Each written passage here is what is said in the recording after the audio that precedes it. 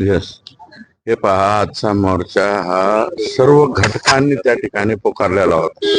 कोणत्याही आमदार खासदार कोणाचा मोर्चा नव्हता, कोणत्या पक्षाचा मोर्चा नव्हता. परंतु तुम्ही चित्र पाहिलं ना, बीड जिल्हा किती जागरूक येते.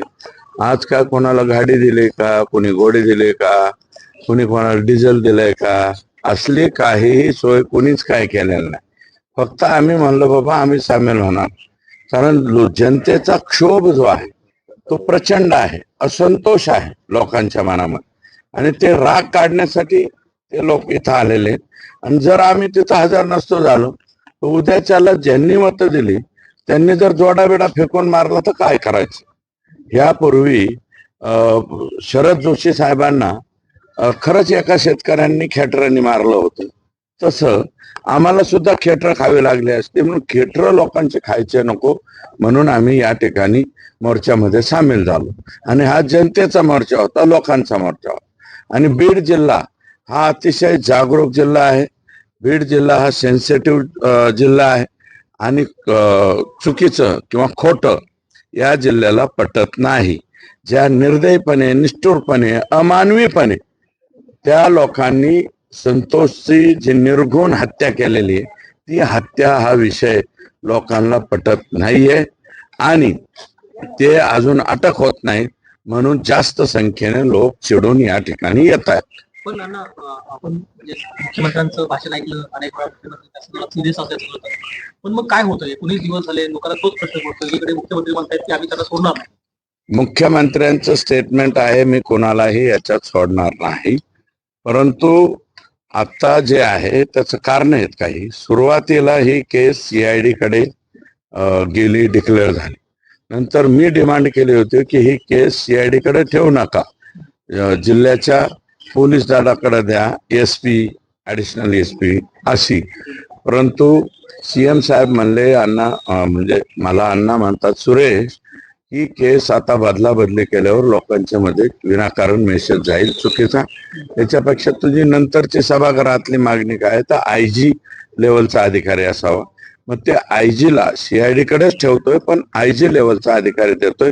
IG लेवलच्या अधिकाऱ्याची नियुक्ती आता झालेली. आणि मला वाटतं काल 2 दिवसापासून पोलीस तळ ठोकून CID चे लोक, IG सगळे लोक इथे आहेत. आणि बीड जिल्ह्याची संपूर्ण पोलीस ही त्याला त्या ठिकाणी जोडून दिलेले. नवीन जे SP आहे ते LCB, EOW सर्व शाखा बीडच्या त्या तपासाला लागलेला आहे. आणि मी म्हणतो ही बकरी की माँ कब तक दुआ मांगेगी असा प्रकार सध्या वाल्मिकांना आणि त्यांच्या सहकाऱ्यांच्या बाबतीत चाललाय. हे फार दूर नाहीत.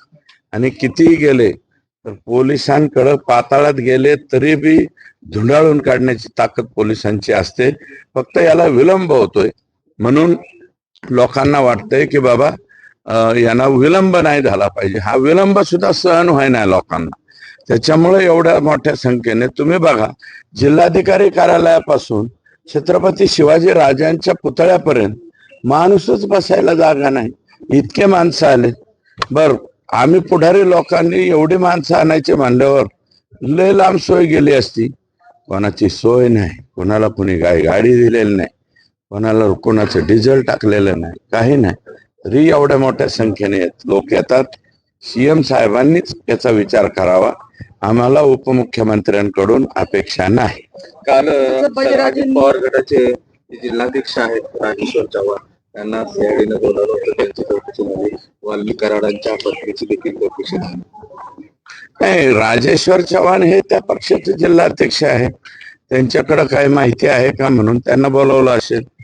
त्यांच्या सौभाग्यवती जे आहेत त्या माऊलीला बोलावून काय होणार, तिला काय बिचारीला. आम्ही जरी त्या वाल्मिक कराडांच्या सौभाग्यवती असल्या तरी त्या आदरणीय आहेत, त्यांना बोलावून काय होणार, त्यांना काय माहिती असणार ते.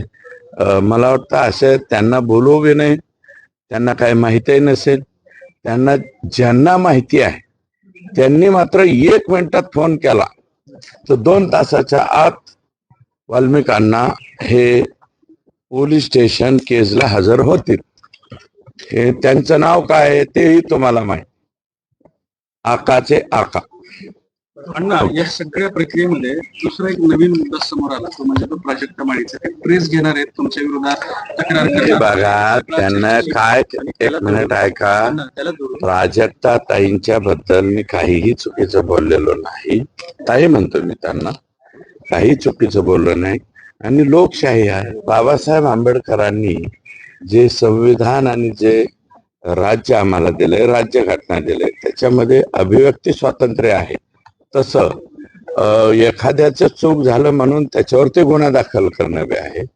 जर त्यांना काही माझा मुद्दा, आणि मला वाटतं मी काही हे झाकून लपून नाही बोलले, तुमच्या सगळ्यांच्या समोर बोललेले, माझी प्रेस त्यांना म्हणा आणखी एकदा बघा आणि मग त्याच्यावर फक्त हे काय कशासाठी मला माहिती आहे, कोणी त्यांना प्रेस घ्यायला लावलेली आहे, काय लावलेली आहे. फक्त संतोष देशमुख अण्णा यांच्या खुनावरचं लक्ष दुसरीकडे जावं. बातम्या जरा जास्त येतात त्याच्यामुळे त्यांना फार लागत असतील, आतून वरून टोचत असतील, लागत नाही टोचत असतील म्हणून हे प्रकार. आणि त्यांची प्रेस होण्याच्या आधीच सांगतो, जे काही त्या तक्रार करतील त्या तक्रारीला सामोरं जायची माझी तयारी आहे.